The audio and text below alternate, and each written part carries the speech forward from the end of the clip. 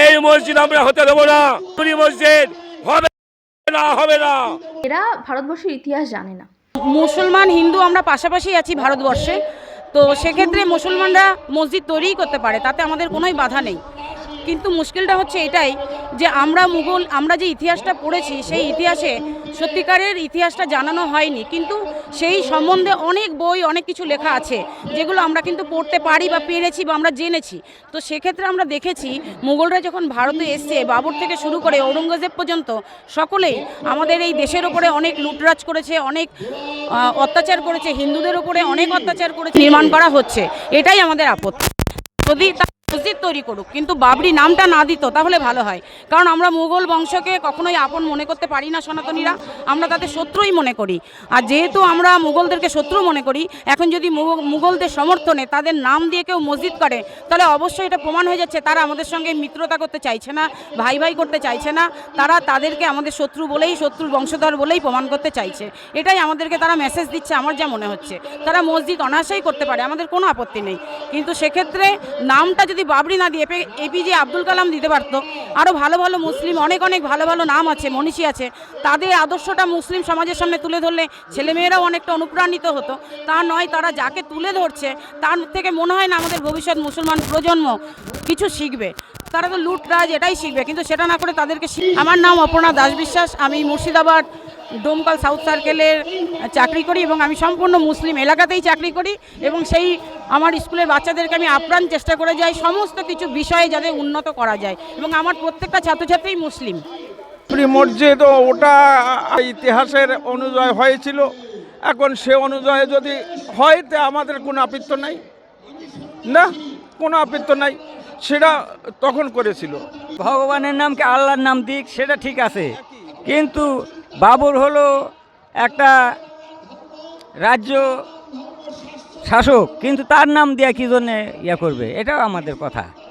আর আমরা সনাতনকে জাগরণ করার জন্যে সনাতন থাকবো না কো বদ্ধ ঘরে, দেখবো এবার জগৎটাকে কেমন করে ঘুরছে মানুষ যুগান্তরে ঘূর্ণি পাকে, দেশ হতে দেশ দেশান্তরে ছুটছে তারা কেমন করে, কিসের আশা করছে তারা বরণ মরণ যন্ত্রণাকে, কেমন করে বিদ্যুগুড়ি সিন্ধু শেষে মুক্ত আনে, কেমন করে দুঃসাহসী চলছে ভেসে স্বর্গপানে।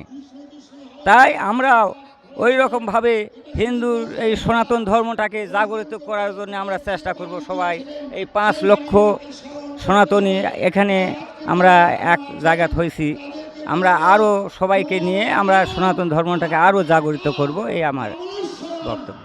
যিনি বলেছেন আমি মানে কনফার্ম বা আমি নিশ্চিতভাবে বলতে পারি তিনি হোয়াটসঅ্যাপ ইউনিভার্সিটি থেকে পড়াশোনা করেছেন।